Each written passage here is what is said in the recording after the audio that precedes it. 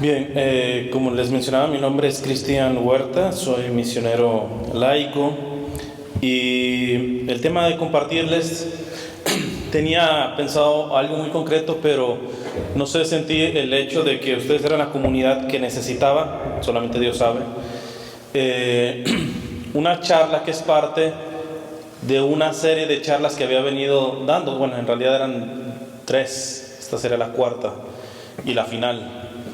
Evidentemente ustedes no han escuchado las tres primeras, pero el contenido como tal les va a servir y al final les voy a dejar mi información por si quieren escuchar las tres primeras. Porque es toda una serie de charlas que di en una comunidad, pero que finalmente pues no se alcanzó y hasta ahí quedó esta serie de charlas. Y estaba pensando en grabarlas así normal o en alguna comunidad, esperando que Dios dijera, esta comunidad, darle la última, que aunque no han escuchado las otras tres, es contenido que les va a beneficiar.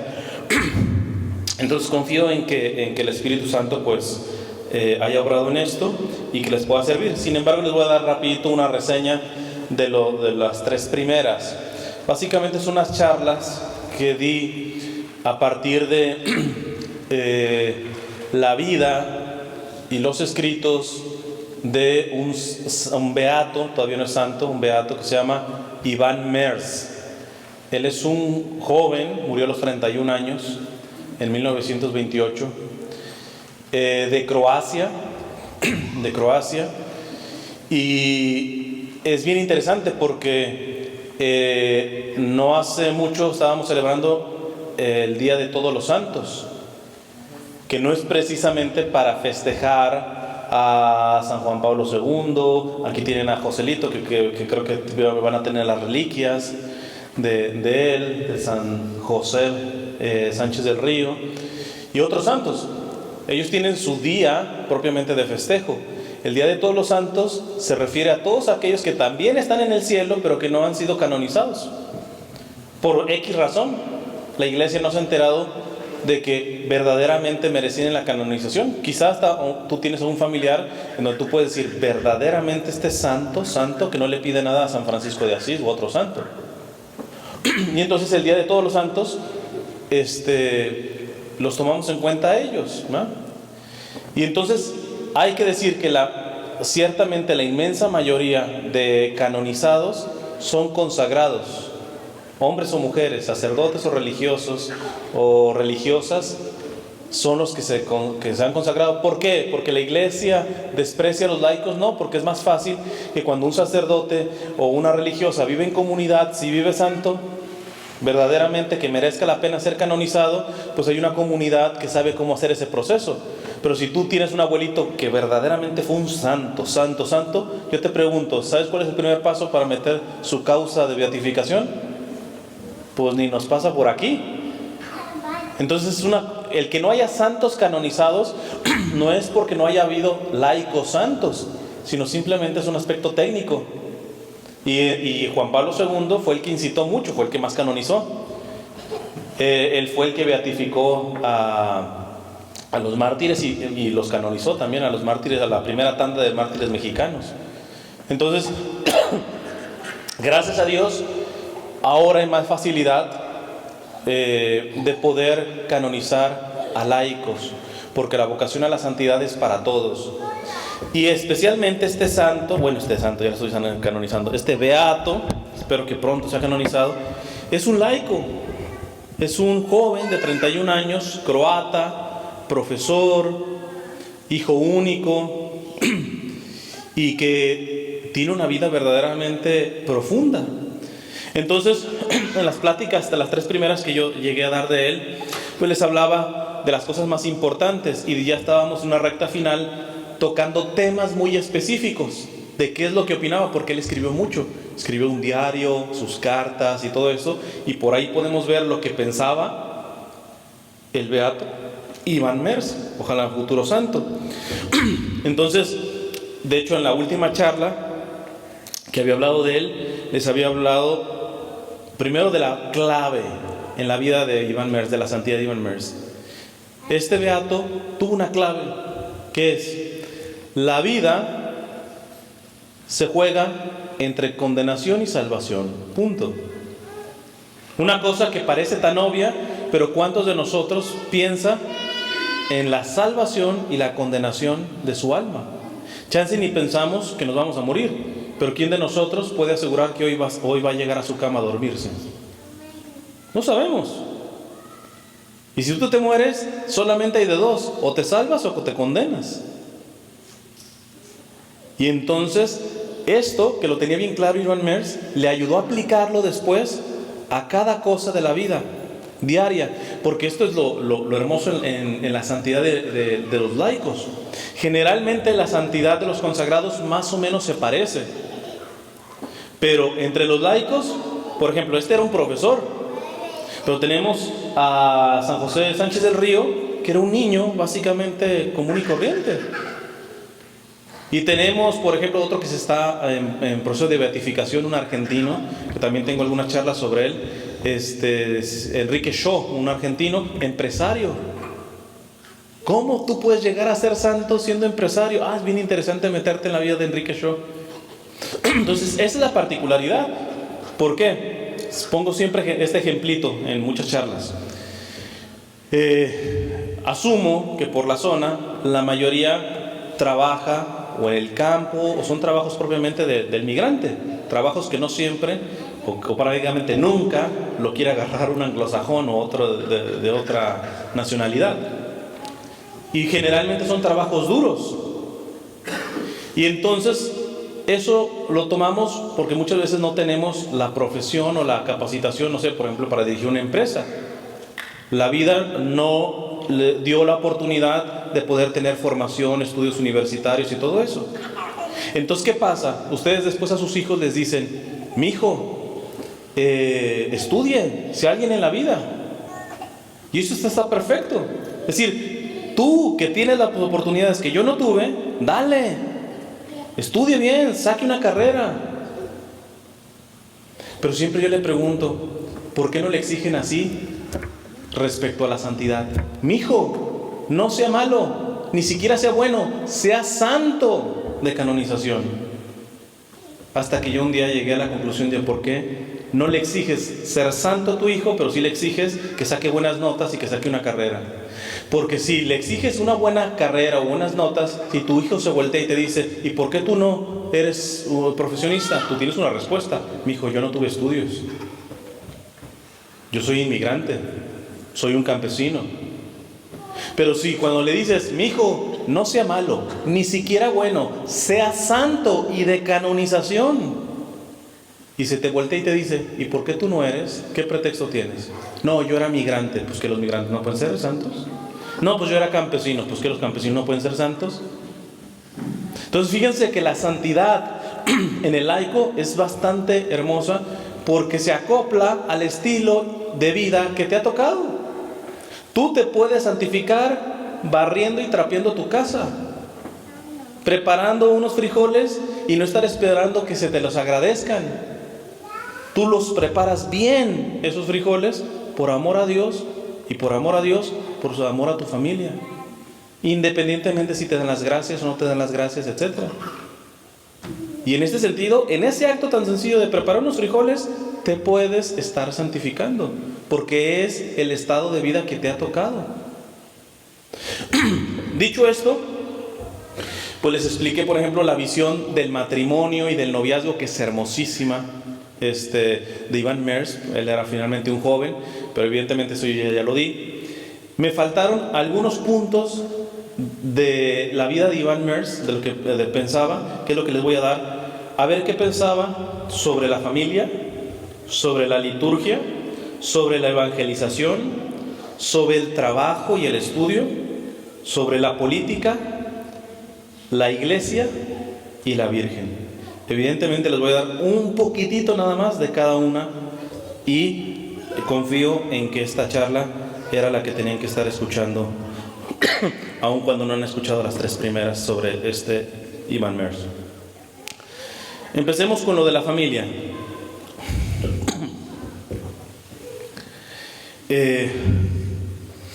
Una vez le escribía a su mamá. Por cierto, sus papás no eran así como que los más religiosos, ¿eh? De hecho, él tuvo problema cuando tuvo su conversión. tuvo problemas porque no fue muy comprendido por sus papás, aun cuando eran católicos, y no eran malos, pero eran tibiezones, ¿verdad? Entonces él, cuando se convierte, muchas veces en las cartas, con mucha caridad, va enseñando a sus papás de por qué hace, porque sus papás decían, no, este se está pasando de fanático, ¿eh?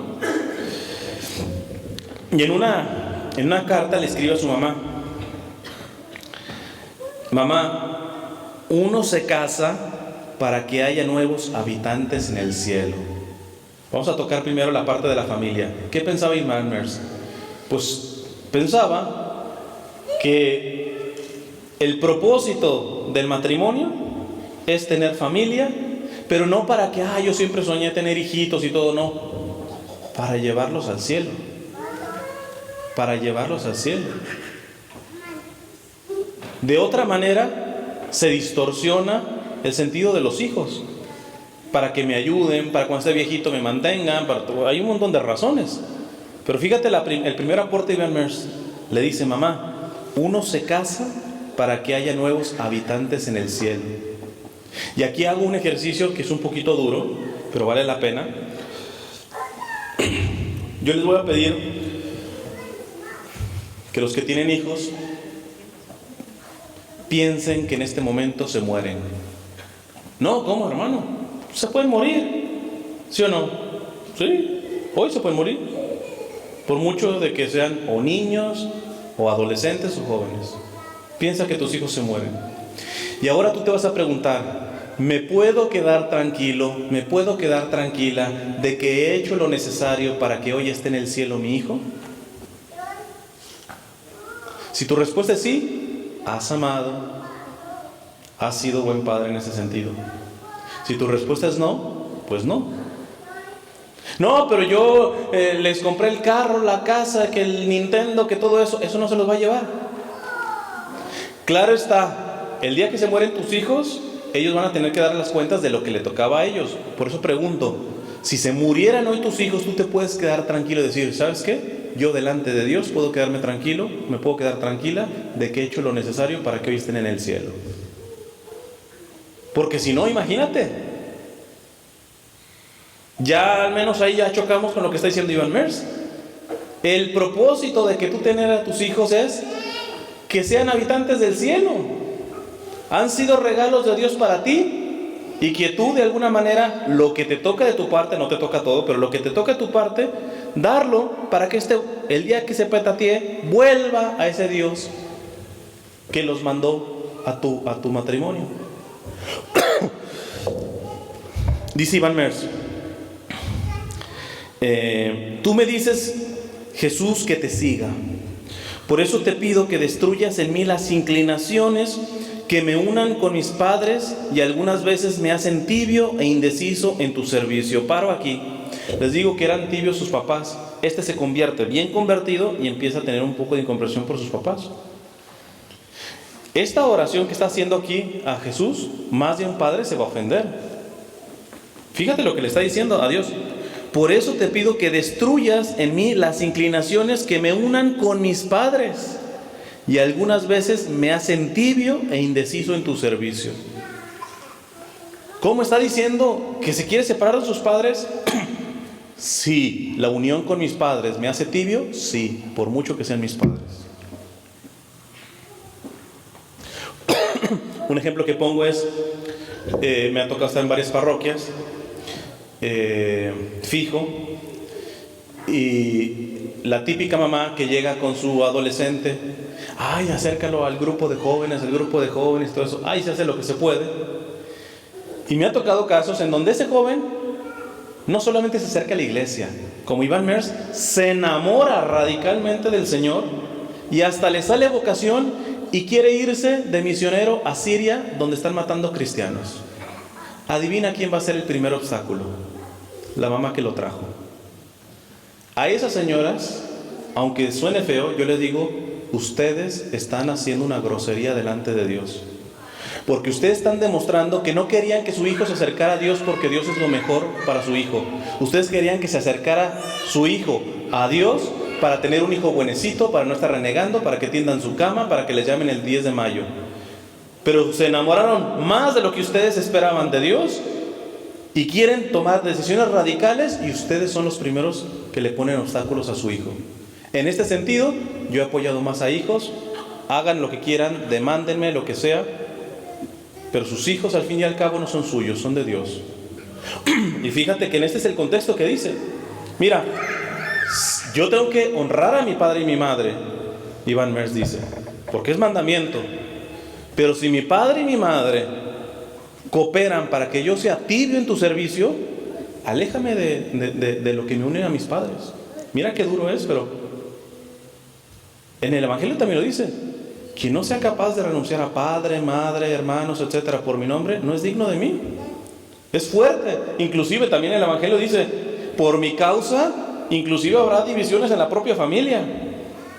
Madre contra hija, padre contra hijo. ¿Por qué? Porque el primer mandamiento es el primer mandamiento y primero es Dios. Primero es Dios.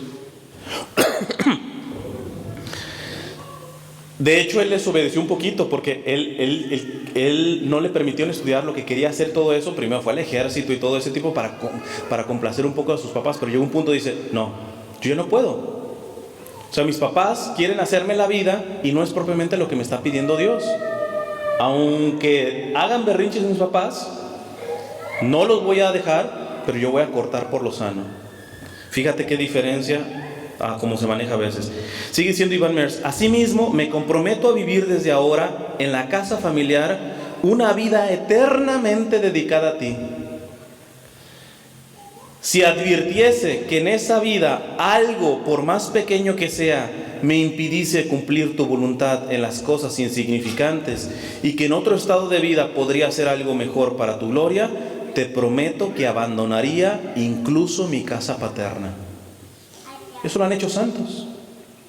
Santa Clara conoce a Francisco de Asís, se quiere consagrar, su papá no, pues tenían money y evidentemente ya bella y hermosa y todo eso, para que te metas a monja. Primero intentó por la buena, que no, se salió de la casa. Santa Clara siendo una muchachita y se fue a perseguirle al papá allá. Y en ese tiempo, todavía aunque los papás pudieran estar en contra de que sus hijos consagraran, respetaban un poco las cuestiones religiosas. Porque una vez que la mujer se cortaba el cabello significaba que ella estaba consagrada. Entonces dicen, vienen atrás de mí y le pide a Francisco, córtame el cabello. Cuando llegan ya está cortado. Sorry, ya no me puedes llevar de regreso. Ya estoy consagrada al Señor. Yo sé que aquí las leyes son diferentes, pero yo en más de una ocasión no me importa meterme en problemas con policía y con lo que sea. Yo les digo a los jóvenes, si tú tienes un tipo de llamado y el Señor te está llamando a consagrarte, y por la buena, dialogando, teniendo paciencia con tus padres, ellos están dale con que no, primero termina la universidad, o no, primero esto, y te ponen peros y peros y peros, no tengas miedo que en un punto, vete de tu casa. Vete de tu casa y respóndele al Señor. ¿Cómo está diciéndole eso a nuestros hijos? Si quieres, demándame, méteme a la cárcel, haz lo que se te pega la gana. Tus hijos no son tuyos, son de Dios. Y si tú, que tienes el deber de ayudarlos a que le respondan a la voluntad de Dios, tú eres el obstáculo, sorry, yo a tu hijo le voy a decir, si has intentado por la buena y tus padres son el obstáculo para que le respondas a Dios, vete de la casa. Vete de la casa. Inclusive no solamente la consagración, hasta en el matrimonio. Me ha tocado ver parejas de novios en donde, no sé, la chica es de buen estatus económico y el muchacho no, pero es un muchacho santo, un muchacho bueno, ya han crecido y los papás están dale y dale para quererlo desbaratar, etcétera, porque están pensando solamente en la cuestión económica con su hijo, cómo se va a meter con este. Pero si este es pobre no por mediocre o por perezoso, sino porque ha venido de una familia pobre, etcétera, pero es responsable, trabaja, y su hija con mucho dinero no tiene miedo a vivir de una manera sencilla con este. Y ustedes están dándole y cortándole para que no se casen. También en este caso yo les digo, en ese caso, váyanse y no le tienen que pedir permiso en este sentido a sus padres, si ya son adultos en este sentido. Pero no pasa al contrario, que se te van, pero porque pues ya se fueron con un novio que es básicamente casi con una escoba con pantalones, y es todo desastroso, Pero cuando yo veo jóvenes que quieren responderle, si quieren ser santos como consagrados, como consagradas o en el matrimonio, y sus padres son los que les obstaculizan, sorry, les digo, mándenme a la policía, lo que ustedes gusten y quieran. Esos jóvenes, si después de intentar por la buena, sus padres son obstáculos, yo les diría como Iván Mers, me voy de la casa y le respondo primero a Dios.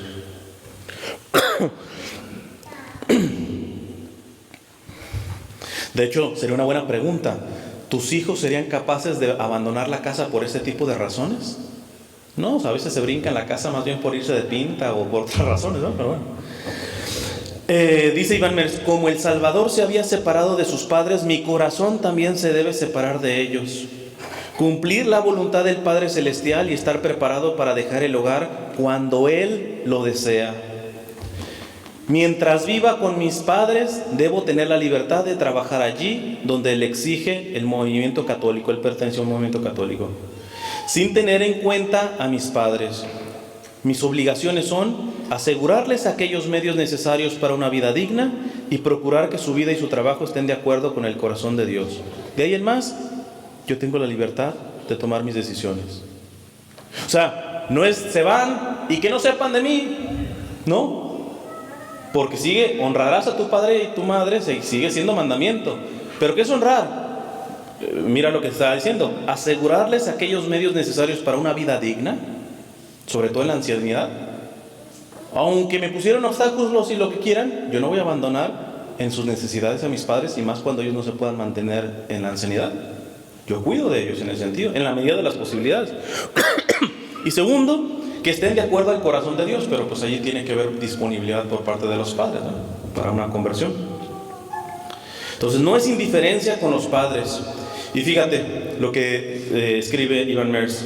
Mis oraciones al Sagrado Corazón de Jesús han sido respondidas. Déjenme les pongo el contexto de esta parte. Él tenía problemas de visión y una vez fue a Lourdes para ver si sanaba.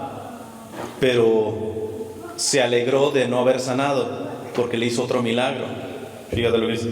Mis oraciones al Sagrado Corazón de Jesús han sido respondidas. Mi papá recibió la Santa Comunión después de 20 años. Él se ha convertido por un elemento sobrenatural, la gracia. O sea, siguió intercediendo por sus papás. Este empresario que les digo, Enrique Shaw, el argentino, también es algo interesante. Él murió a los 40 y tantos. 43 me parece, 43 o 41. Pero el punto está que Enrique Shaw le pegó cáncer de piel. Y su mamá murió cuando él era un niño. Y su papá, pues básicamente no era creyente, pero un banquero con buena plata. Y que quería verdaderamente a su mamá. Y su mamá le dijo, mira, si yo muero, lo único que te pido es que a mis hijos, si no quieres creer, no creas. Pero a mis hijos te voy a pedir que sí los críes de acuerdo a la Iglesia Católica. Y aunque él no es creyente, el amor que le profesaba a su esposa cumplió con eso. Pero Enrique Shaw, el empresario argentino que les digo, que también está en proceso de beatificación, no podía con su papá en ese sentido de la conversión. Y cuando ya tiene un cáncer, su papá una vez se le acerca y le dice, he escuchado que hay un lugar ahí en Lourdes, en Francia y todo eso, que pasan muchos milagros con una fuente que hay ahí. Tú que eres creyente, ¿por qué no vas ahí? Respuesta de Enrique Shaw, empresario exitoso, le dice, no, es que para mí sería un lujo ir a Lourdes. Ese dinero bien se lo podría dar a varios de mis empleados. Pensaba más en la gente. Entonces este papá que no era creyente le dice, ok, déjate de tonterías. Si es por el dinero, yo te pago el viaje y ve para allá. Y bueno, fue para Lourdes, Enrique Shaw. Y regresó más enfermo. Y le dice, después de unos días que regresó, a su director espiritual, Padre, la Virgen me hizo el milagro. ¿Cómo que te hizo el milagro? Vienes hasta más enfermo. No.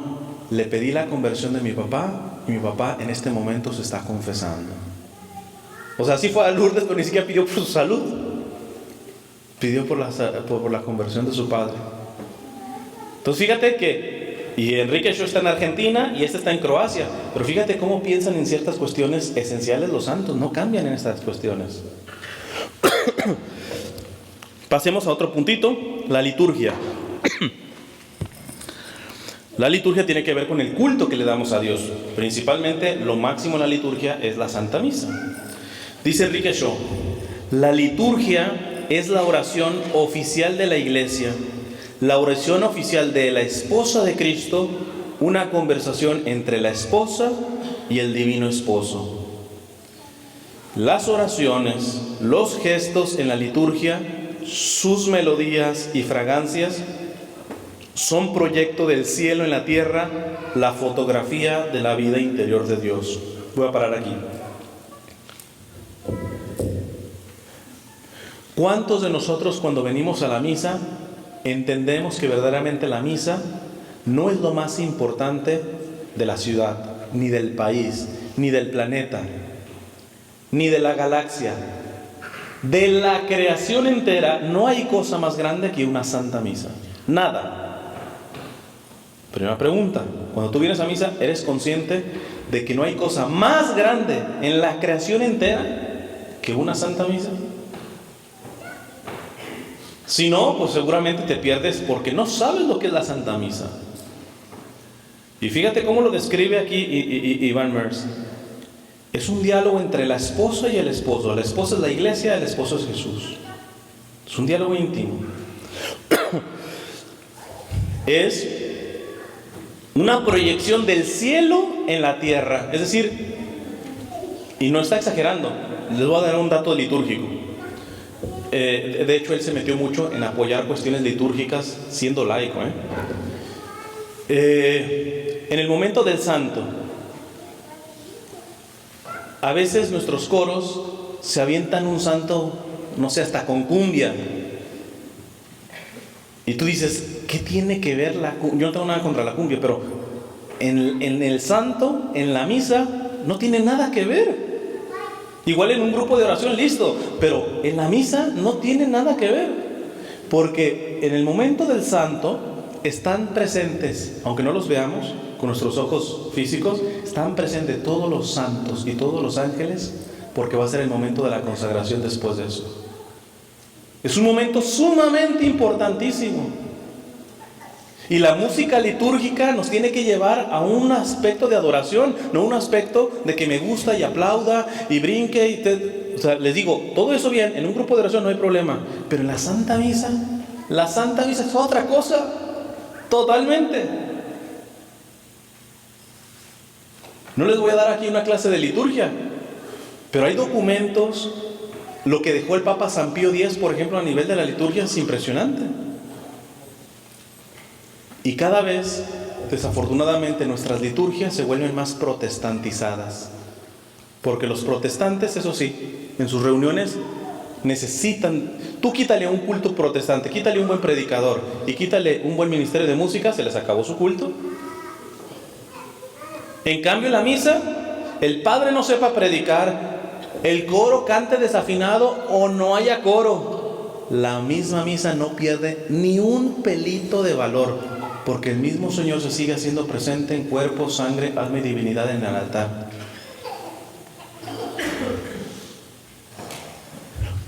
Y fíjate que un laico, no un sacerdote, un laico se preocupaba por las cuestiones litúrgicas, por respetar los lugares santos, por tener la actitud verdaderamente de devoción y adoración.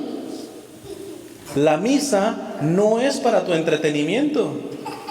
No es para que, a veces que te sea que yo sé que lo hacen con buena intención. Ay, hermano, la misa estuvo bien bonita. Yo digo, ¿y cuándo no está bonita?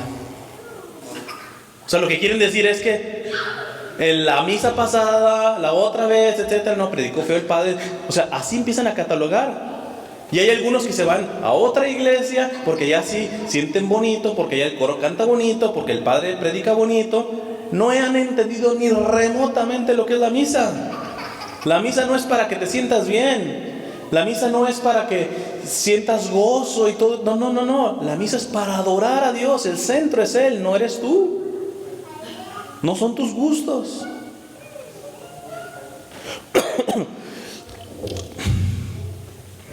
Les voy a poner un ejemplo que pone un amigo sacerdote que es experto en liturgia para hacernos entender cómo cada misa está está el cielo en la tierra. No es exageración, es el cielo en la tierra. Por eso no hay cosa más grande. Él pone este ejemplo muy bueno. Dice, imagínate que vas en un avión. Levanta la mano aquí quien ha viajado en avión. Por pura casualidad. Bueno, pues la mayoría. Y tú te toca la ventanilla y se ve lindo, ¿no? Las nubes y toda la cosa. O a veces ves un atardecer hermosísimo. Y eso te toca. Pero hay una experiencia que podría ser hasta mejor. Que no la vieras por la ventanilla, que tocara las nubes. Que tocara las nubes. Pero para eso te tienen que sacar y poner sentadito en una ala. Ahora la pregunta es, ¿cómo te va? ¿Cuál es tu experiencia al estar sentado en una ala del avión? ¿De seguridad? ¿De tranquilidad? No, de temor. Oye, pues sí, ya estoy sintiendo las nubes, ya no las veo desde ahí, pero el contacto con esta realidad me da temor. Pues en la Santa Misa tendríamos que venir con un santo temor, porque no somos dignos de participar en la Santa Misa. Porque aquí lo que se celebra es demasiado grande y que tendríamos que venir con una reverencia y una adoración. Oiga, hermano, pero que los niños, mira, los niños se les puede educar, pero al fin y al cabo los niños, sobre todo chiquitos, son niños, punto. Pero cuando ves que el que está masticando chicle, el que está hablando, el que es un adulto, pues tú dices, ¿sí o no? Y miren, yo he estado como misionero en varias partes de aquí Estados Unidos, y les puedo decir que la inmensa mayoría de las misas de nosotros los latinos, tú entras al templo y es un mercado, y se termina la misa y es un mercado, no hay silencio. Y queremos que todo sea musiquita y que todo se sienta bonito y todo ese tipo de cuestiones. Les digo, para un grupo de oración, listo. Pero ¿y el silencio? No sabemos, nos apanicamos. Por eso, a veces hay capillas del Santísimo y solas. ¿Por qué? Porque como ahí no puedes aplaudir, no puedes brincar, no puedes cantar, etcétera, ahí tienes que estar en silencio y no soportas el silencio porque no llevas silencio interior. Tan importante para celebrar. Yo te digo, ven mínimo 15 minutos antes de misa y estate en silencio invocando al Espíritu Santo, y de mí te acuerdas si no vas a vivir de mejor manera la misa. Pero si llegas rayando, aunque llegues puntual, es que hasta tu propia imaginación está todavía ocupada. Que si el carro que se te cruzó, que si te pusiste bien el calcetín, que si tantas cosas. Entonces por eso no se te haga raro que tú medio te vienes concentrando ahí más o menos por la homilía o después de la homilía. No te pregunten antes porque no te recuerdas absolutamente nada, aunque llegaste puntual. Cálenle, lleguen, háganse la disciplina de llegar mínimo 15 minutos, mínimo, si pueden hasta más, 15 minutos antes de misa, y no para cotorrear con tu comadre, sino para que en silencio tomes conciencia que vas a participar en lo más grande que existe en la creación, que es una Santa Misa.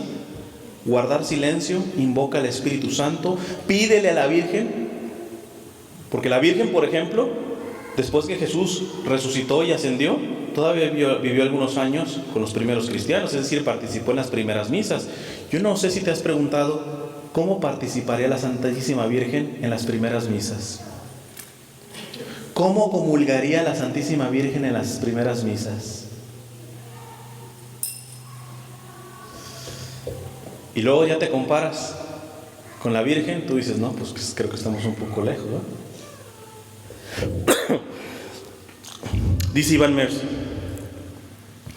las misas solemnes conventuales en los monasterios, en estos monasterios de clausura, dice, de los monasterios trapenses, qué dignas son, tienen fama las misas de los conventos de clausura, de respetar la liturgia, el silencio, la reverencia, la adoración, tiene fama de esto. Entonces él está diciendo, las misas solemnes conventuales en los monasterios trapenses, qué dignas son. Todo va despacio para que se perciba el latido de la eternidad. Y se pregunta, ¿por qué entonces andar con prisas? Y esto yo lo grabo para ponerlo en mi website y me ven muchos sacerdotes. Pero lo primero que tendría que el sacerdote es, nunca ande a prisa celebrando una Santa Misa. Que si se le desespera a la gente, que etcétera, padre, usted es muy despacioso, etcétera, pues váyate, mijito. Estamos celebrando lo más importante. Y eso se tiene que hacer con un cuidado. A veces ni siquiera se respetan los silencios. Hay silencios marcados en la liturgia. Por ejemplo, les saco otra cuestión de la música. El canto de poscomunión no existe en la liturgia, nos lo hemos inventado. Yo no me pongo tan estricto, bueno, listo, ya pones canto de poscomunión, pero una vez al mes nada más. Que a lo menos 3, cállate. Y en los momentos del silencio, después del ofertorio, ya terminó la canción y el sacerdote todavía no termina, pues vamos a meterle más acordes. No, tranquilo, o sea, ¿cuál es la necesidad de estar siempre con música, o hablando, o con ruido? Le tenemos un pavor al silencio, a lo tranquilo, a lo despacio. Lo que verdaderamente se hace bien, generalmente se hace despacio, se hace con su tiempo. Y no, acá venimos en la misa, y me imagino que ya saben eso, ¿eh? Hay gente que se sienta atrás por eso, porque quiere una misa rapidito. Y entonces son los que cuando dice el Padre y la bendición de Dios Padre, ya están en la puerta. El Hijo está en el parqueadero y el Espíritu Santo ya se fueron. Y tú dices, ¿entenderán poquito lo que es la Santa Misa? Es más, otra cosa que recomienda la Iglesia, después de que termine la Santa Misa, quedarse unos 5, 10 minutitos a dar gracias. Hay gente que ya acaba de recibir la comunión y ya está hablando o cantando o haciendo otra cosa. Espérate, ¿te enteraste a quién recibiste? ¿Lo tienes de huésped y ni siquiera lo estás pelando? Fíjate qué importante lo que enseña aquí Iván Merz. ¿Por qué entonces andar con prisas? Ante lo más importante, de a poquito, despacio, con cuidado, con reverencia. Yo, una de las cosas que yo agradezco mucho es cuando veo un sacerdote que verdaderamente hasta de la manera como toca el cáliz, la patena. Pero hay sacerdotes, sacristanes, no, agarran el cáliz aquí, de atrás, para ponerlo acá, entonces traen. ¿Te das cuenta que esto es una cuestión sagrada? Lo que traes no es un vaso con el que tomas café. ¿Te das cuenta que el altar es sagrado? ¿Te das cuenta? O sea, no tenemos sentido de lo sagrado. Y eso tarde que temprano va a afectar nuestra fe. Porque decía Benedicto XVI, el futuro de la fe y de la iglesia va a depender del trato a la liturgia. Porque la liturgia lo primero que nos dice es, primero es Dios. Si tú no tienes respeto y reverencia por la liturgia, te lo firmo, tu fe tarde que temprano se va a morir de hambre. Porque es lo fundamental, ¿verdad?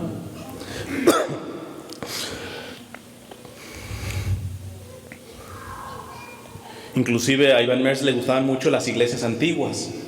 No sé si han entrado a iglesias antiguas que generalmente son muy oscuras y solamente con los vitrales entra un poco de luz. ¿Por qué le gustaban? Porque, por ejemplo, cuando son iglesias demasiado iluminadas, te dispersan. Tú entras a una iglesia más oscurecida y en automático te llama un poco al respeto. O sea, tú te entras a esas iglesias antiguas y no te tienen que decir, cállese, etcétera. Solamente entrar, el clima, lo que es esa parroquia o esa iglesia antigua, te llama ya a bajar rapidito la voz. Pero nuestras nuevas iglesias, les digo, como también hemos descuidado el arte sacro, la manera como construimos la iglesia, tú entras y parece que estás en un salón, etcétera, y le gritas allá, ¿cómo está, comadre? A Iván Merz le gustaba esta parte, porque antiguamente se respetaba más, inclusive hasta cómo se construían las iglesias. Te apuntaban a que el centro era verdaderamente algo sagrado, que no era cualquier lugar, que no era un salón. Vamos rapidito al punto de la evangelización. ¿Cómo veía la evangelización Iván Merz? Dice, la esencia de cada apostolado debe ser la lucha contra el pecado. Punto. Su grupo o su ministerio, si se tuviera que evaluar, de acuerdo a Iván Mers, la primera pregunta que se tendrían que hacer es: los congresos, las charlas, la música, la predicación, todo lo que tenemos en el ministerio, ¿ataca el pecado? ¿Es consciente que estamos batallando en contra del pecado? ¿Estamos sacando santos? ¿O estamos teniendo gente que más o menos se vaya tranquilita del grupo, que se vaya contenta, porque le predicaron lo que le gustaba o le cantaron la que le gustaba? A veces pasa eso, que en los ministerios y en los grupos no se busca verdaderamente lo esencial. ¿Qué es lo esencial? La salvación de las almas. Decirles que estamos en batalla, no. Ahorita casi todo es, Dios le ama, hermano, y eso está muy bien, pero muchos no perseveran cuando viene la prueba y te llegan y te dicen: no, es que, hermano, yo sentía en el retiro que el Señor me amaba y lloraba cada vez que venía, etcétera, pero después ya no empecé a sentir nada, y luego se me vinieron persecuciones, etcétera, y empecé a ser rechazado y calumniado hasta por los del propio grupo, etcétera, y me da ganas de preguntarle: oye, remotamente en el retiro o en alguna de las veces que viniste al grupo, ¿alguien te dijo que ser católico es estar en una guerra espiritual? No. Pues mira, no te dieron el mensaje completo. Porque las peleas, las calumnias, la cruz es parte del paquete. Te vendieron un paquete de ser católico incompleto. Sí, Dios te ama y muchas veces te vas a sentir su presencia, pero se les olvidó decirte que vas a tener cruz, que vas a tener persecución, y no por los que atacan a Cristo, sino hasta por los mismos miembros de tu grupo y ministerio. No, es que si decimos eso se nos va a asustar. Pues que se asusten. Si se los encubres y le llega la persecución, de ahí no pasan. Y el católico tiene que entender que sigue a Cristo, y diría San Pablo, a Cristo crucificado. Dice San Juan de Ávila: si nuestro Señor, que es perfecto, regresó al cielo herido con sus llagas, dice, herido y llagado, si el Señor, siendo perfecto, regresó al cielo herido y llagado, ¿vamos a ir los siervos vestidos y bañados? Y parecería como eso, que es muy protestante. Hermano, usted acepte a Cristo y todo le va a ir bien. Es más, hasta si tiene caspa se le quita, le va a cambiar la suegra, todo. Va a ser tremenda su vida de abundancia, de gloria, de poder. Aleluya. Y yo veo a San Juan de Ávila, doctor de la iglesia, que dice: compadre, nuestro Señor nos dijo, si a mí me persiguieron, a ustedes lo perseguirán. Yo no veo ese tipo de abundancia. Les están vendiendo un evangelio que no es el real. El mismo Señor nos avisó: si a mí me persiguieron, a ustedes los van a perseguir. Si Él, siendo perfecto, terminó en una cruz, ¿cómo crees que te vas a ir tú? Ser católico no es un club de fans de Jesús. Ser católico es para los valientes, que tienen pecados, etcétera. Dios no se asuste de tus pecados. Vamos en proceso, cada vez nos vamos convirtiendo un poquito más. Pero sí necesita hombres y mujeres como Iván Mers, que tengan los pantalones de abrazar a Jesús crucificado, de cargar con su cruz, de dar la pelea. Y este mensaje es el primero si es que evangelizamos.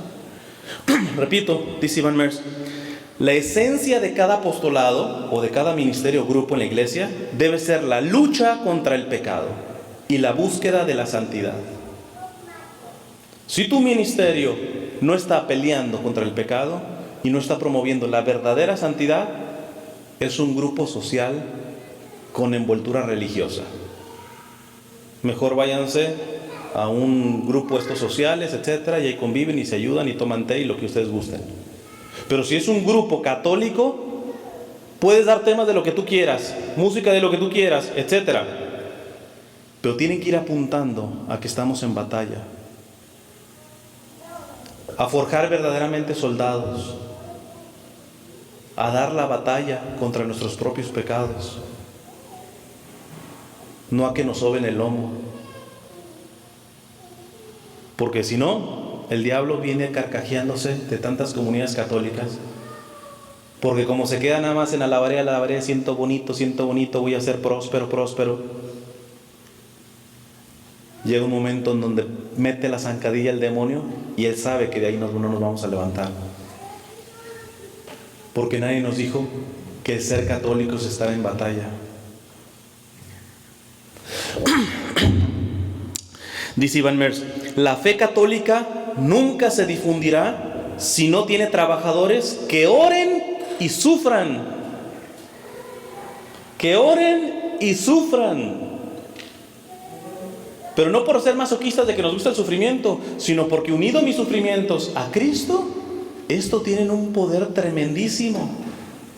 Ahora mismo puede estar haciendo más un enfermo que se está consumiendo de cáncer en un hospital, sufriendo dolores terribles, pero ofrendando esto por la salvación de las almas, puede estar haciendo más ese enfermo en un hospital por ustedes que yo predicándoles aquí. Porque el sufrimiento unido al sufrimiento de Jesús tiene un valor tremendo. Pero si le venimos corriendo a todo lo que nos hace sufrir, es más, hasta en cuestiones sencillitas. Imagínense, miren, aquí todas las sillas son iguales, y todas están acolchonadas. Pero supongamos que las acolchonadas solamente son las 2 primeras hileras y las demás hubieran sido sillas duras. Tú llegas primero, ¿qué silla agarras?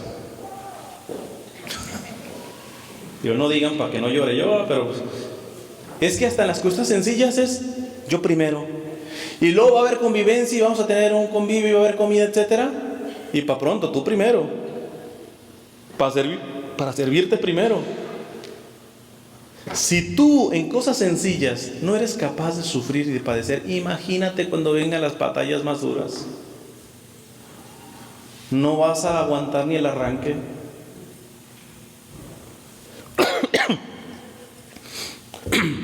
Que es otra cosa que con los hijos lo tendrían que ver, porque muchos de ustedes pasaron la frontera, pasaron desierto, pasaron sufrimientos. Ustedes verdaderamente saben lo que no es comer en 3 días.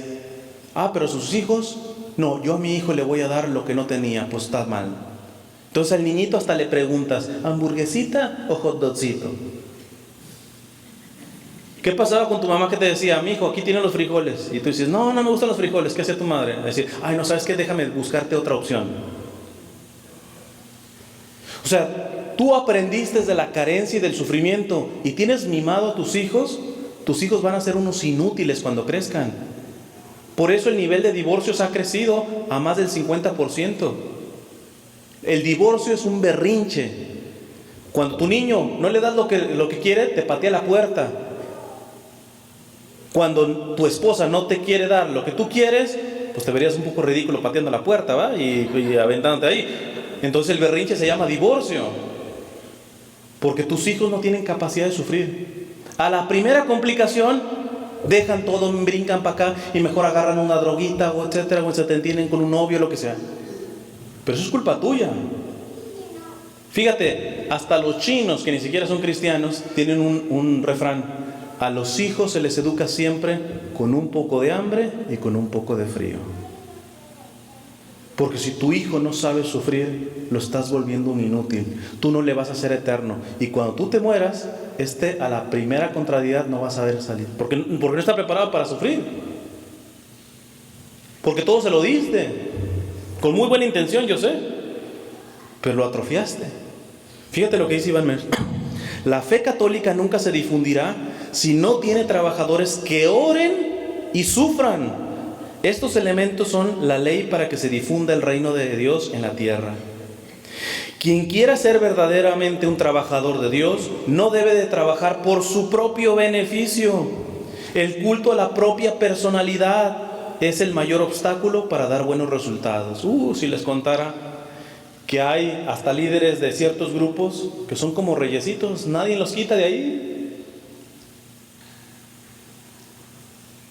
Y eso es malísimo, pero hermano, es que ninguno predica como este hermano.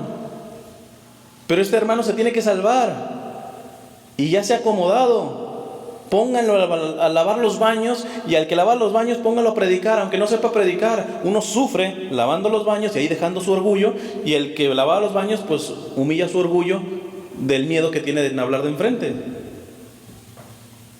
Cuando tú te instalas en tus seguridades, Cuando no quieres que te cambien tu planecito, mucho menos eres capaz de recibir una corrección, lo tuyo no es evangelización. Lo tuyo es culto a tu propia personalidad, que es lo que está diciendo aquí Iván Merz. Nuestros oponentes, dice Iván, deben saber que en todo momento amamos también algo en ellos. Y esto ya es la evangelización para no creyentes. A los no creyentes no los vas a ganar dándole bibliazos. Tienes que comenzar a amarlos. Pero ¿cómo quiere que lo ame? Él está a favor del aborto, listo. Que le quede claro que tú estás a favor de la vida.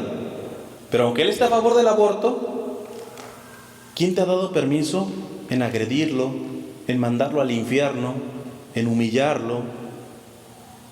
No dice Iván Merz, nuestros oponentes deben saber que en todo momento amamos algo en ellos.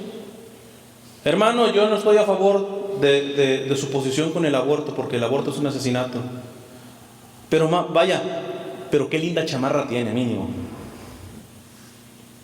Alcanzar a descubrir lo bueno, inclusive en los oponentes, es fundamental para saber evangelizar. Dice Iván Merz, es un error no distinguir entre las ideas equivocadas de nuestros oponentes y el alma inmortal a la cual debemos procurar salvar. A veces confundimos pecado con pecador. Al pecado hay que darle con todo. Al pecador siempre hay que tenerle misericordia porque hay que rescatarlo. Y a veces lo mezclamos y terminamos apaleando a la gente. Pero está mal, pero es un pecador, para que todo el que quieras. Pero espérate, él no es su pecado. Él ha cometido pecados de los cuales, si se arrepiente, puede empezar una vida nueva. Pero tú ya lo estás condenando desde el principio. Vamos a la siguiente. Lo que opinaba sobre el trabajo y el estudio. Iván Merz. Pongo esto del trabajo y estudio porque en varios países tenemos esta crisis. En México les llaman de los ninis. ¿Qué es un joven nini? ¿Alguien sabe? Sí, pero ¿por qué le llaman ninis? Ni estudia ni trabaja, exactamente. Por eso le dicen los ninis. Ni estudia ni trabaja. Y hay que entender que el problema empieza desde que no concebimos el por qué se estudia y por qué se trabaja. Por ejemplo, en este país, que es bastante materialista, tenemos confundido los valores. Tú no debes de trabajar por dinero, que esa no es la primera razón. Tú tienes que trabajar porque el trabajo dignifica al ser humano. El Papa Francisco lo ha dicho, es terrible el desempleo. Pero no solamente porque evita que se lleve el pan a la mesa, sino porque mata la dignidad del que no tiene trabajo. El trabajo dignifica. Ganes poquito, ganes mucho, el que trabaja se dignifica. Y en el estudio ya no les digo, hay jóvenes que eligen la carrera que más les va a dejar dinero, no la que tiene más talento, que más les deja dinero. Y por eso tenemos, no sé, enfermeras que saben poner bien, etcétera, la inyección y toda la cuestión, pero para ella tú eres un número, no eres una persona que está sufriendo, etcétera. Porque no tiene vocación de enfermera, porque ella se hizo enfermera por el salario que ganan las enfermeras. Entonces se descuadra ahí, pero vamos a ver lo que dice Iván Merz. En el trabajo. El Salvador hasta sus 30 años se dedicó a los trabajos prácticos en Nazaret. Fue carpintero. Ese trabajo lo podía realizar alguna otra persona. Él no vino al mundo para ser carpintero y sin embargo trabajó como carpintero casi toda la vida. Por eso con alegría debo ir llevando mi cruz de las obligaciones profesionales y ganar con ellas el pan. Que ese cumplimiento de la voluntad de Dios sea la prenda de la bendición en el trabajo. Esta es la perspectiva como la que te vas a trabajar, sabiendo la dignidad que tienes en el trabajo. Porque fíjate, si no llevas esto, tenemos lo que nos pasa en Latinoamérica, la corrupción. Porque mucha gente no trabaja, mucha gente es tranza, que es otra cosa. El ejemplo que siempre pongo es con los mecánicos, aunque gracias a Dios ya he conocido 2 mecánicos honestos. Y solamente ellos me tocan el carro, porque prácticamente como misionero el carro es mi primera herramienta. Pero si les contara de cuántas trampas y chenchullos me han hecho los mecánicos, eso sí, en su taller, su Virgencita de Guadalupe. Hay una hipocresía en tantos católicos que trabajan, pero haciendo trampa para sacarse un dinero más, vendiéndole gato por liebre a las personas, engañándolas. Eso es trabajo. ¿Tú crees que Jesús así estaba en la carpintería? Fíjate, ¿ves cómo se aplica la santidad en cada cosa? No solamente en las cuestiones religiosas, sino hasta en el trabajo. Dice Iván Mers, en la sala de profesores, él se ponía como metas o propósitos en su diario. Y uno de los se puso, en la sala de profesores, ya saben que él es profesor, fue profesor, hacer solo los trabajos indispensables. El resto del tiempo, hablar con los profesores para que se enamoren de Cristo. Él vio otra misión ahí. ¿Cuántos tú ves en tus compañeros de trabajo? Gente que se pueda convertir, si no es católica, a católica, y si es católica o tibiezón, a uno bien comprometido con la fe católica. Y fíjate que no se dices, pues sí, la mañana que me levante, voy a llevar mi Biblia y les voy a no se trata de eso. Fíjate como él, mira, yo hago mi trabajo y el tiempo restante, en vez de hacer mis cosas, voy a pensar en los demás profesores que estamos ahí. Y voy a hablar con ellos y los voy a escuchar. Y a partir de ahí se puede empezar una conversión. Dice Iván, puesto que Dios nos hizo para su gloria, nuestras palabras deben ser testimonio solo de Él. Deben transmitir su vida interior a las almas del prójimo. Puesto que Dios nos hizo a su imagen, nos ha dado la capacidad de hacer obras que continúan su vida interior y así den testimonio de Él. ¿Qué está diciendo?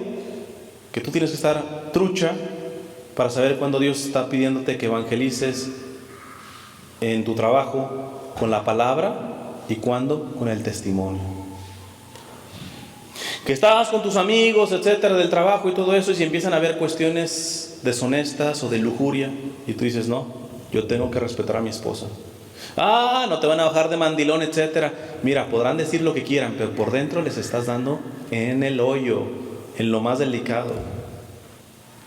Se están burlando de ti, pero por dentro te firmo que les estás dando una semilla fundamental para que un día ellos se conviertan. Pero hay tantos que prefieren con que no se burlen de mí, etcétera, de no ser humillado, que terminan no sembrando. En el estudio dice, puesto que Dios nos creó para su gloria, nos ha dado el mundo de las ideas que provienen de Él, y eso ha de ser solo la prolongación de su vida interior. Eso parece insólito, pues que vivimos en un siglo en el cual la situación espiritual se ha transformado en una miseria. Nos hemos olvidado de pensar sobrenaturalmente. Se vive y muere sin saber por qué. Existe la posibilidad de que este miserable estado llegue a su fin, pero nosotros no podemos dejarnos aplastar por esas sucias atmósferas en la cual vivimos. Esto me gustaría más que quedaran para sus hijos o para la gente que vaya a ver esto, que tiene la oportunidad de estudiar. Porque el 80, quizá más, de lo que van a recibir por parte de sus profesores en la universidad no tiene nada que ver que pueda ayudar a su fe, y más aún la ataca. A veces cuento esta experiencia que me contó un sacerdote, que a su vez un universitario le contó a mi amigo sacerdote. Este universitario estaba en una clase y el profesor era ateo, no creía en Dios, y quería humillar la fe. Y entonces lo primero que les dijo, a ver, levante la mano aquí los que son católicos. No, pues si los papás de esos muchachos les da miedito dar testimonio de su fe, pues hay alguno que otro ahí levantando un poquito la manita. Pónganse de pie. Listo. De los que se pusieron en pie, que son católicos, ¿cuántos fueron a misa este domingo? Pues menos, todavía unos poquitos ya. Los que no fueron a misa, siéntense. De los que fueron a misa, ¿cuántos comulgaron? Pues menos todavía. Se quedaron unos cuantos paraditos ahí. Y acto seguido les dice el profesor: usted comulgó, ¿verdad? Sí. ¿Qué comulgó? El cuerpo de Cristo. ¿Y usted? El cuerpo de Cristo. ¿Y usted? El cuerpo de Cristo. ¿Y usted? El cuerpo de Cristo. Y dice burlonamente este profesor: miren cuántos cuerpos de Cristo. Gracias a Dios, en esos poquitos había un muchacho que seguramente ha sido formado bien en su fe, que no solamente está estudiando matemáticas, sino va nutriendo su fe. La mayoría de los muchachos pierden la fe en la universidad, porque como se van de la casa, etcétera, ya cualquier cuestión no van ni siquiera a misa, y sí estudian filosofía o matemáticas o ciencia, pero de fe se quedan enanos. Entonces llega un profesor ateo y les desbarata la fe, pero gracias a Dios había uno que no. Y le dice, con mucho respeto, pero a este muchacho le dice: profesor, ¿le podría hacer una pregunta? Sí. ¿Por esa ventana entra el sol? Sí. ¿Por esa ventana entra el sol? Sí. ¿Por esa ventana entra el sol? Sí. Mire cuántos soles. Se la regresó bien y bonito. Pero para eso este muchacho no solamente tendría que haber ido a misa, ir al catecismo. De libre albedrío, él se pone a formar por su fe. Porque los tiempos cada vez son más agresivos. Y el católico que no está formado tiene mucho peligro de perder la fe. No siempre. Por ejemplo, puedes tener a tu abuelita que ni siquiera sabe leer ni escribir, pero tiene una fe profunda, es un alma eucarística. No sabrá teología, lo que quiera, pero tiene lo más importante. Esa, aunque le llegue un ateo, etcétera, no la mueve nadie. Pero espérate, tú sí, tú estás estudiando. Dios tiene una misión en un salón o en una empresa, y tú tienes que estar teniendo un nivel de fe más formada, no el de tu abuelita. En paz descanse el padre Loring, ponía un ejemplo muy bonito. Decía: a ver, cuando te educan para la primera comunión, vas a hacer tu primera comunión, que como 7 años, y te compran tu trajecito de primera comunión, ¿no? Y sé qué pasa ya cuando llegas a la universidad, 10 años después, a los 17, 18 años. Tú tienes que tener una fe de 18 años, porque si no, es como quererte poner el trajecito de primera comunión a los 18 años, lo vas a reventar. O sea, el trajecito está bien para un niño de 7 años. O sea, lo que te enseñaron de fe y de la iglesia a los 7 años es para los 7 años. Tú tienes 18, tienes que tener una fe de 18. Una formación de 18. Y tienes 30, tienes que tener una formación de 30.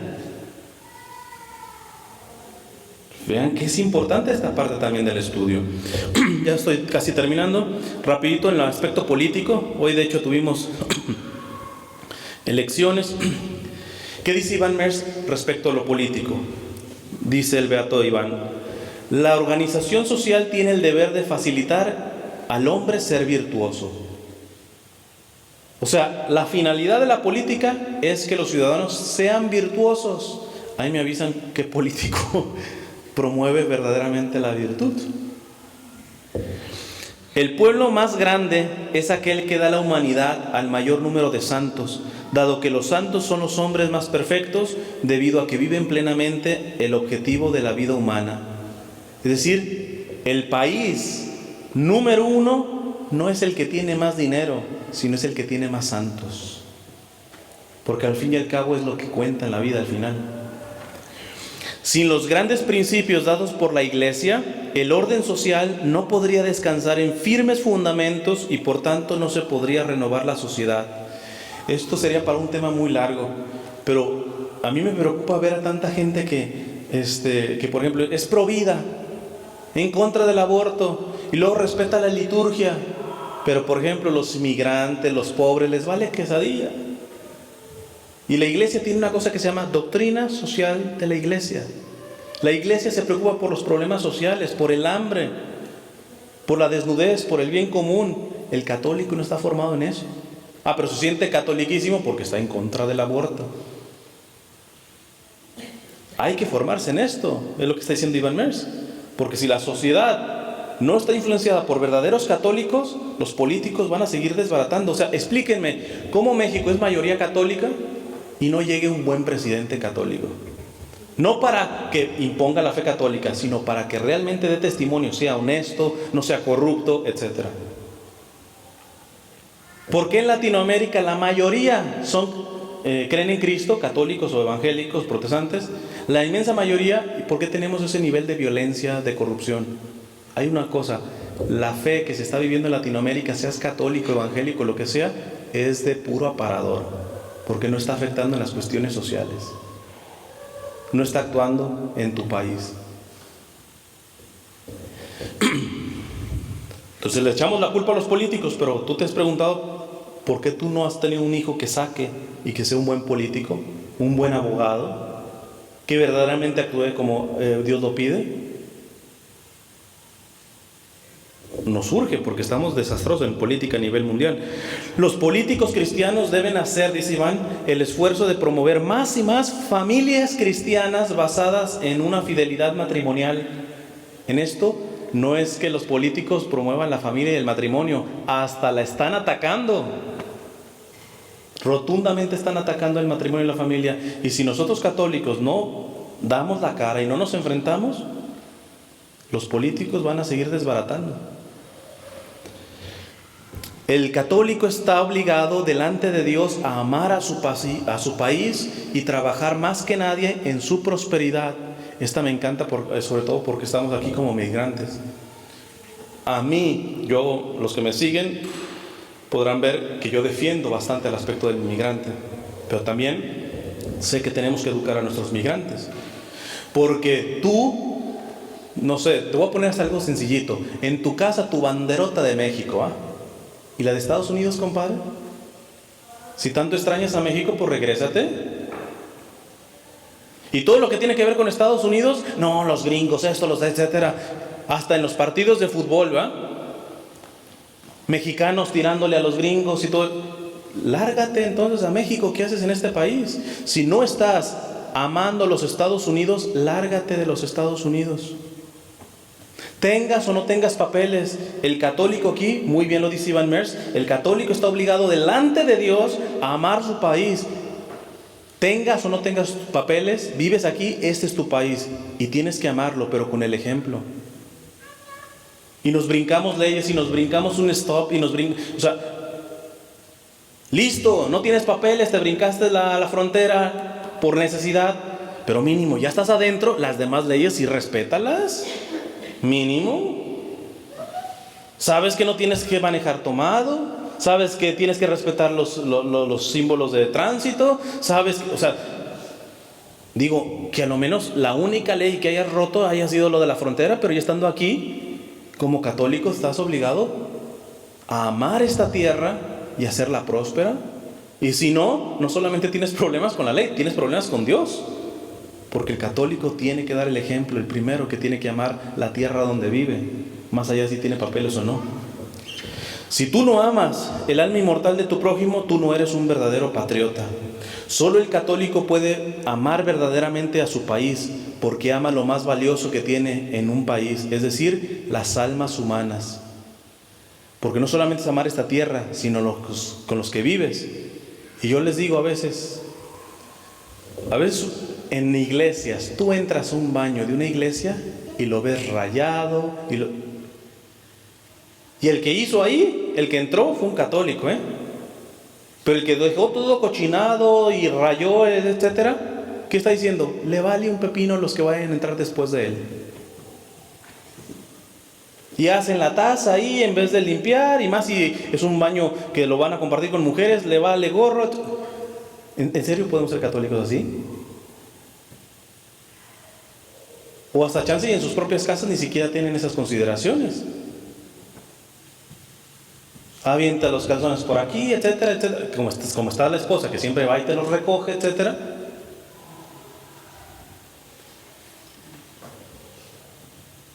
El católico tiene que ver siempre el bien común. El bien común es el bien de todos. Tiene que pensar en todos. Tiene que pensar que mañana tú no vas a estar sentado en esta silla, pero va a estar otra persona. Y por lo tanto tienes que cuidar esa silla. No, mientras yo esté bien, etcétera, ahí deja el cochinero, el chicle.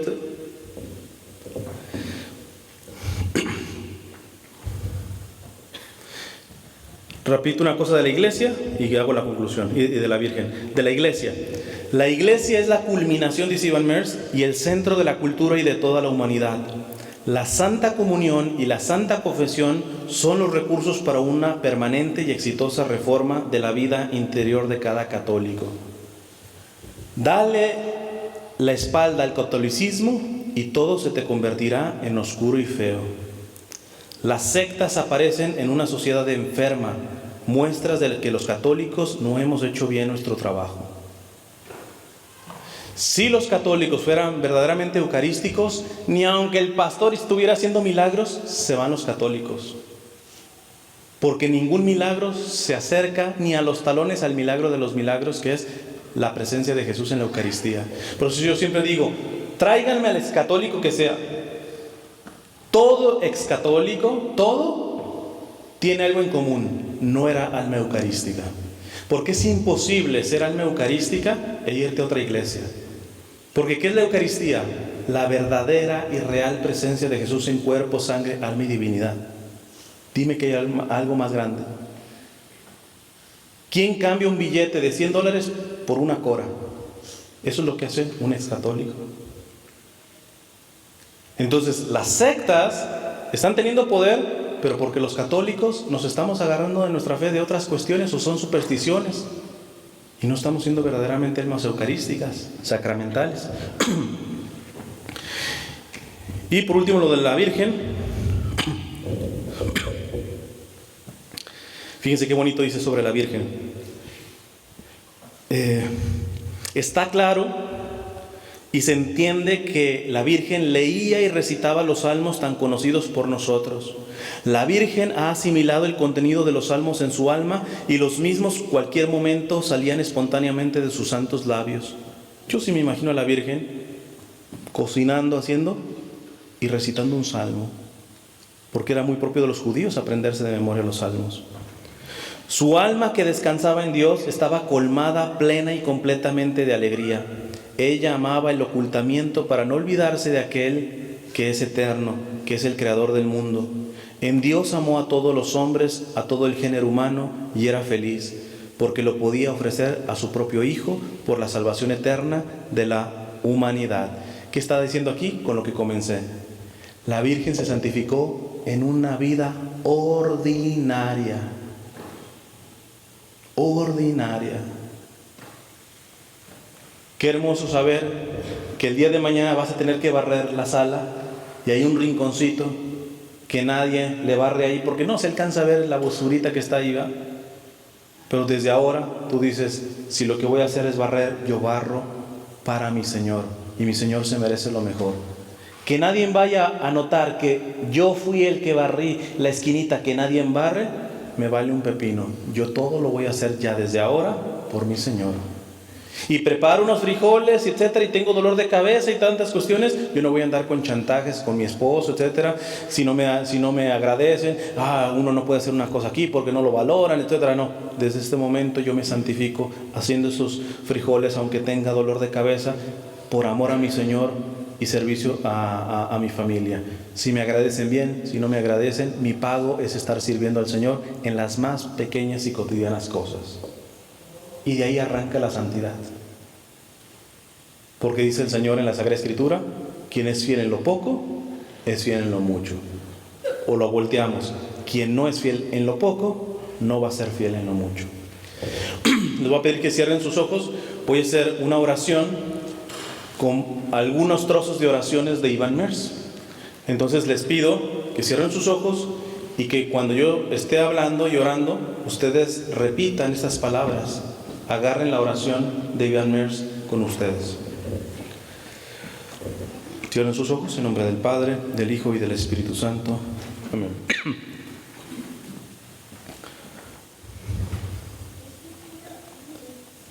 Jesús, qué dulce es formar parte de tu ejército, servir bajo tu bandera. Dilo en tu corazón nada más. Servir bajo tu bandera. Me olvido de todo lo querido cuando me acuerdo de tu imagen celestial y de tu querida madre. me olvido de todo lo querido. Jesús, me entrego todo a ti. Preferiría servirte allí donde se medita sin cesar sobre ti, como los monjes, como los consagrados. Servirte solo a ti, pero tú quieres que te ame más perfectamente en el estado en que me encuentro ahora, es decir, como laico, como padre, como madre, como hijo. Sí, sería hermosísimo estar como un monje, pero tú me has llamado a ser un laico. Y ahí quiero amarte, y ahí quiero servirte. Te pido, Jesús, que en el estado en el que me encuentro como laico, siempre procure ser semejante a ti. No buscar para mí ningún bien material, ser obediente a tus inspiraciones en mi alma y a los consejos de mi director espiritual o de los sacerdotes, del Papa, de quien tú te sirves. No tener otro esposo que a ti, Salvador mío. No permitas que sea infiel. Dame fuerza para que en el sufrimiento voluntario me asemeje más y más a ti. Por eso te pido, Jesús, la posibilidad de pensar en las verdades eternas y estar unido diariamente a ti, Dios mío. Que cuando esté trabajando, que cuando esté haciendo mis labores, en el fondo entienda que es ahí donde me pides que yo me santifique.